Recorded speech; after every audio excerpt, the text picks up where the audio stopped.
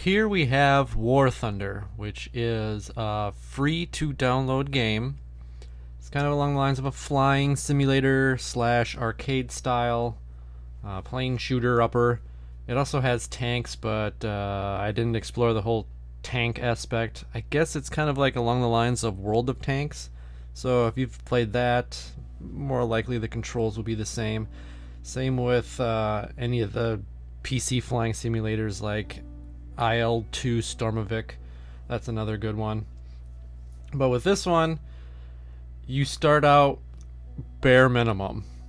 Even though it's a free to download game, you have absolutely nothing. And it just kind of just drops you into the game. It doesn't really tell you what to do. Gives you a bunch of light bulbs, gives you some Leo heads on the top, which I guess are lions, and it also gives you eagles, which I still haven't really figured out what that all does. I think I figured out that the light bulbs are for research, and the lion heads can speed up your research abilities. But you can go through and you can customize your planes, you can research planes to unlock them eventually, and it's a slow progression.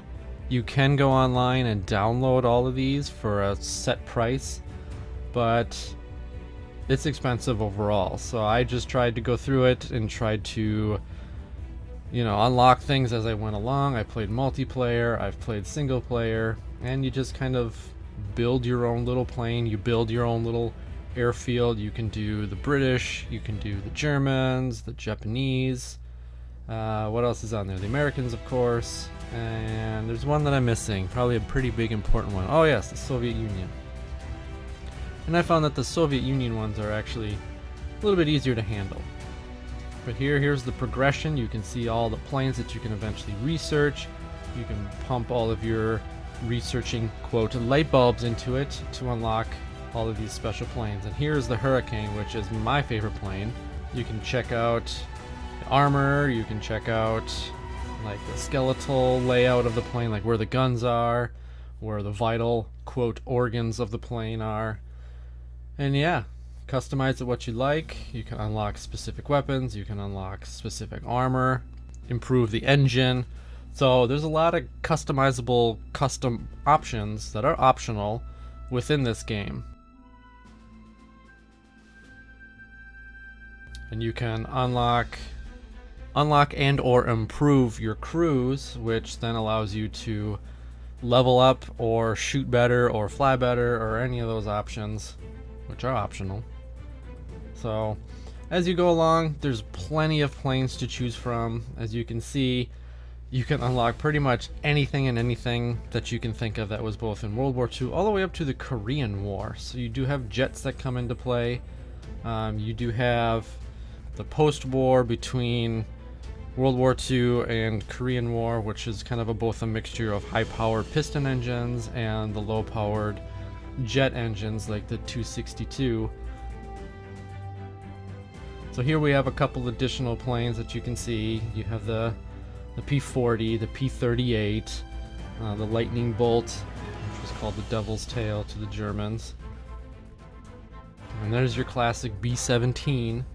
So you can fly the bombers on here as well, and be gunners, bombers, bombardiers, all of those fun, crazy things.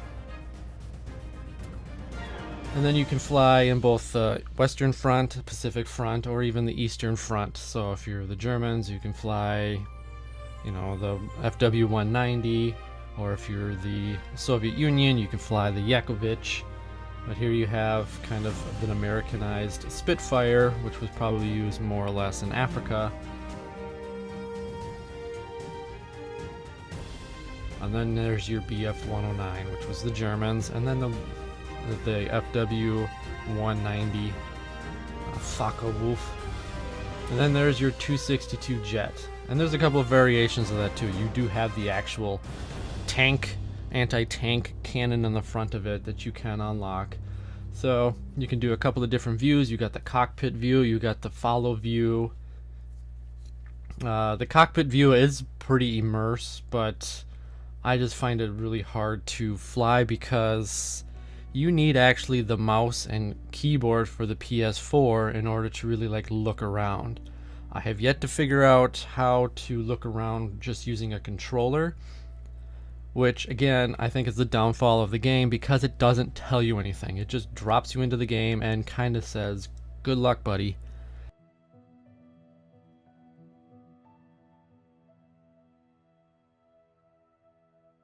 And here's me actually trying to land on the airfield, because you can land and repair your plane, but they didn't really tell you how to stop. And this is my first time landing, so I'm kind of more or less panicking, and you'll notice when I come to the end of the airfield that the unfortunate happens. But it still repairs my plane, which is cool. But it's still, it gives you very minimum information. It kind of assumes you've already played this game before. And up and over. Yay for me. So that's War Thunder. Check it out if you like flying games. Otherwise, at the end of this video, there's me just doing a quick little single player mission. Thanks for watching.